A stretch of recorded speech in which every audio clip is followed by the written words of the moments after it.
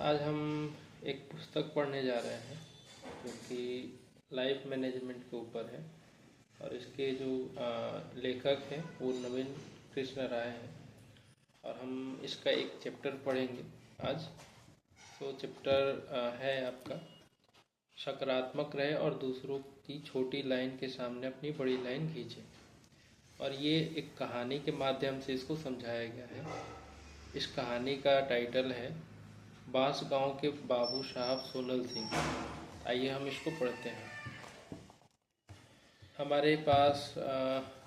हमारे आसपास कुछ ऐसे लोग होते हैं जिनके पास स्वयं की योजना नहीं होती है। वे सिर्फ दूसरों के कार्यों को देखते हैं, दूसरों जैसा ही कुछ करने का प्रयास करते हैं और हमेशा किसी न किसी से प्रतिद्वंदिता में लगे रहते हैं।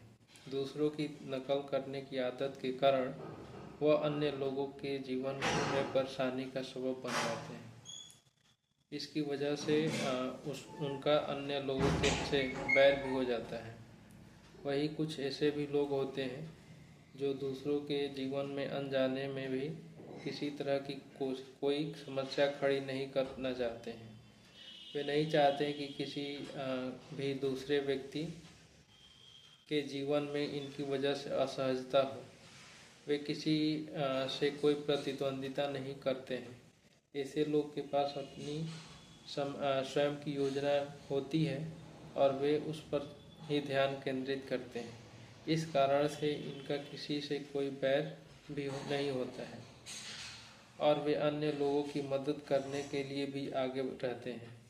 ऐसा नहीं है कि सिर्फ वे ही दूसरों की मदद करते हैं, बल्कि उनके अच्छे व्यवहार के कारण अन्य लोग भी उनकी हर संभव मदद करने के लिए तैयार रहते हैं। ऐसे ही हैं हमारे मित्र और बांस गांव के बाबू साहब सोनल सिंह। सोनल सिंह कुछ समय पहले तक गांव में ही सिर्फ खेतीबाड़ी का कार्य किया करते थे। उनको अपने गांव में रहने और घर के अन्य लोगों की देखभाल करने में बहुत मन लगता था। उन्होंने तय किया कि वह गांव में ही रहेंगे और स्वयं के जीवन यापन के लिए कृषि कार्यों के साथ साथ बिजनेस करेंगे। उनकी इस सोच को गांव के सभी लोगों ने तरफ से काफ़ी सराहना भी मिली। उनके कई शुभचिंतकों ने गांव के ही किसी दूसरे व्यक्ति के बिजनेस का उदाहरण देते हुए वैसा ही बिजनेस शुरू करने का उन्हें सुझाव भी दिया। लेकिन सोनल सिंह तो सर्वजन हिताय सर्वजन सुखाय विचारधारा वाले व्यक्ति थे।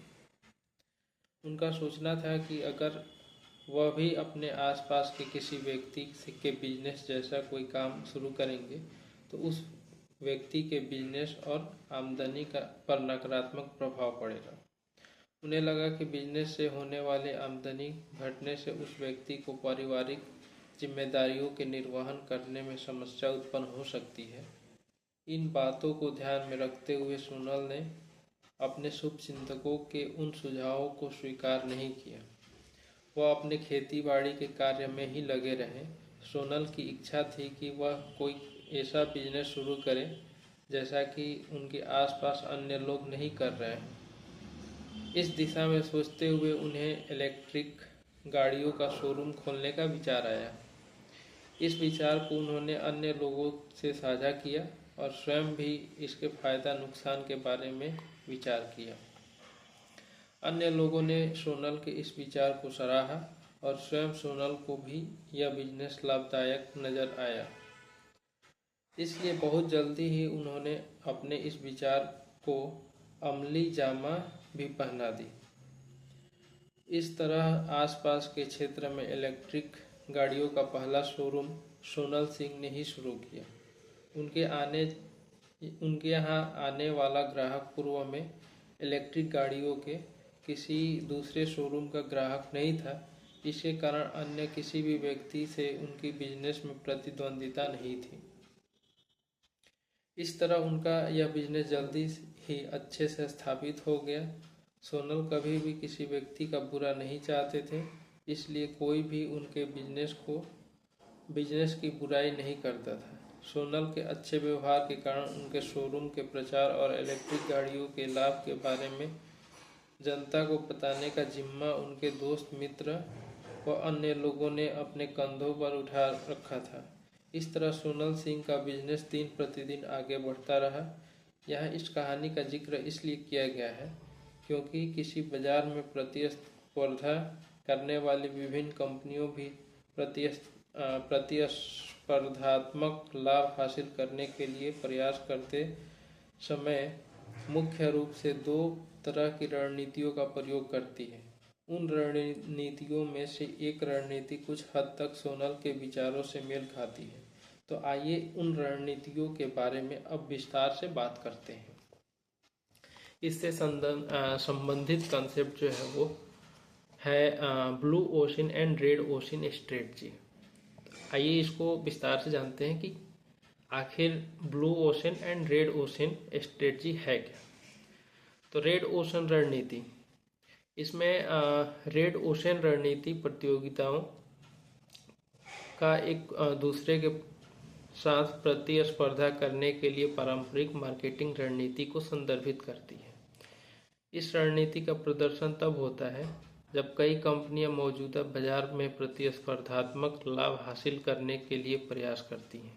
इस स्थिति में एक कंपनी अपनी विरोधी कंपनियों को मात देने के लिए एक ही बाजार में प्रतिस्पर्धा करती है। रेड ओशन रणनीति को अपनाकर कोई भी कंपनी अपने ग्राहकों को अन्य प्रतिद्वंदी कंपनियों के अपेक्षा बेहतर सेवा प्रदान करने का प्रयास करती है। हर कंपनी अपने खरीदारों को बेहतर सेवा प्रदान कर उन्हें प्रभावित करने का प्रयास करती है। यह रणनीति मुख्य रूप से नए ग्राहक बनाने की बजाय मौजूदा ग्राहकों और खरीदारों पर ध्यान केंद्रित करने की सलाह देती है।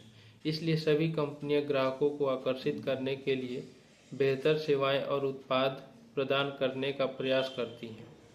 रेड ओशन नाम का संकेतात्मक अर्थ एक समुद्र में रहने वाली मछलियों का आसपास में प्रतिस्पर्धा करते हुए एक दूसरे पर किए गए आक्रमण के फलस्वरूप लहू बहने से उस समुद्र का रंग लाल यानी कि रेड हो जाता है।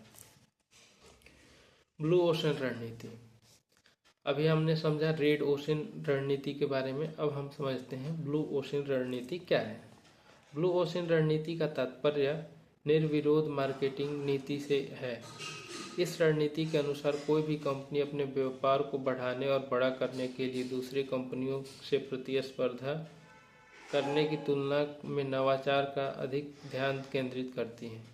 डब्ल्यू चान, किम और रेनी मौबोर्गने ने मिलकर 2005 में ब्लू ओशन रणनीति को परिभाषित किया। यह रणनीति व्यापार के लिए एक नया बाजार खोलने और ग्राहकों में कई नई मांग पैदा करने की समकालीन प्रक्रिया है। इसलिए इस रणनीति में एक कंपनी की दूसरी कंपनी से प्रतिस्पर्धा नहीं रहती है। ब्लू ओशन का संकेतात्मक अर्थ यह है कि एक मछली अपने तालाब में रहने वाली अन्य मछलियों से प्रतिस्पर्धा करने की बजाय किसी दूसरे साफ नीले तालाब जो कि कम प्रतिस्पर्धा के कारण अभी लाल नहीं हुआ है की ओर चली जाती है। तो ये रहा ब्लू ओशन रणनीति। अब आशा है कि आप दोनों रणनीति के बारे में समझ गए हों। अब हम जानते हैं कि इस कहानी का निहितार्थ क्या है। तो बांस गांव के बाबू साहब सोनल सिंह कहानी के माध्यम से हम ब्लू ओशन और रेड ओशन रणनीति के प्रभाव व अपने प्रतिद्वंदियों से निपटने के तरीके को अच्छे से समझ सकते हैं। अगर हम दूसरों के मार्ग में बाधा उत्पन्न करने की कोशिश करने वाले को देखते हैं तो समझ आता है कि उस व्यक्ति द्वारा उसके स्वयं के विकास के लक्ष्य को प्राप्त करने की संभावना बहुत कम होती है।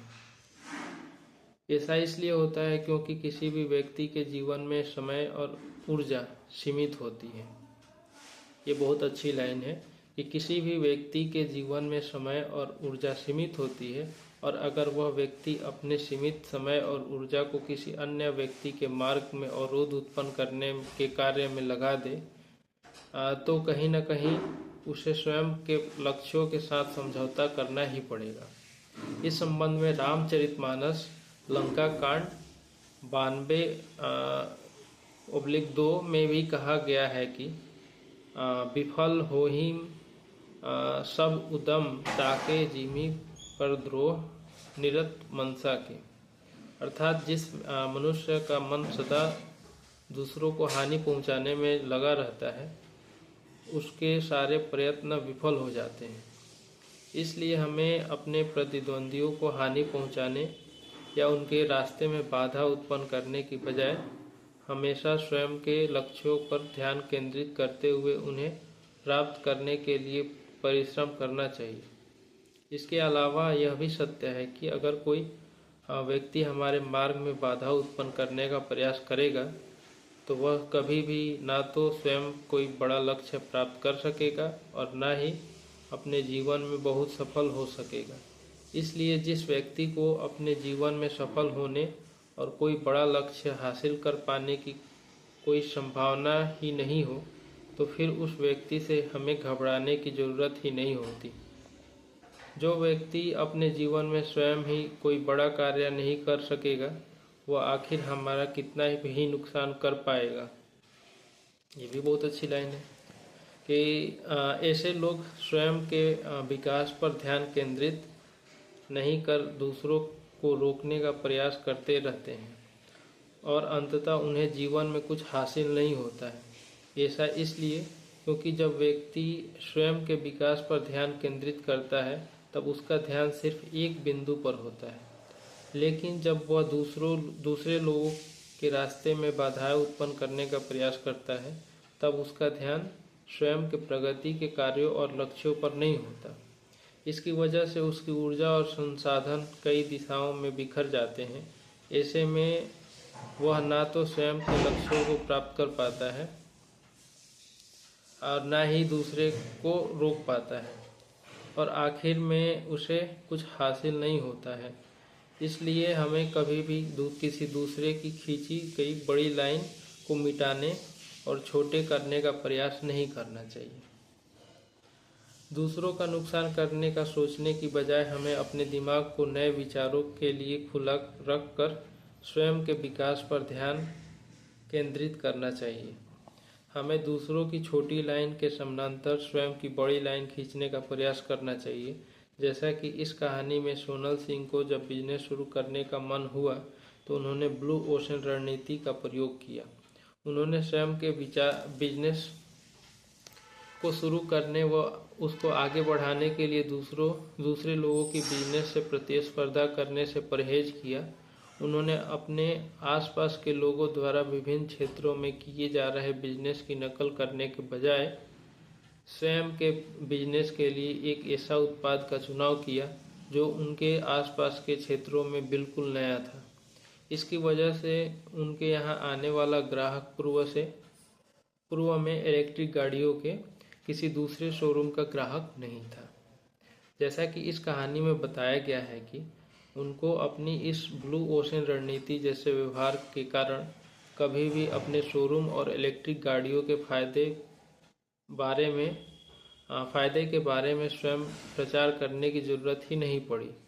इस काम का जिम्मा उनके दोस्त मित्र व अन्य लोगों ने भी रख ली थी। इसलिए हमें भी अपने जीवन में सकारात्मक रहना चाहिए और दूसरों की छोटी लाइन के सामने अपनी बड़ी लाइन खींचने का प्रयास करना चाहिए।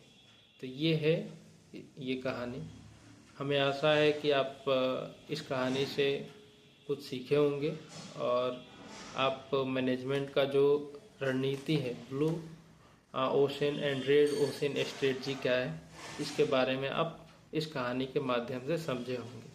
तो दोस्तों, इस कहानी में आपको कभी भी दूसरों से प्रतिस्पर्धा करके अपना बिजनेस नहीं चलाना चाहिए।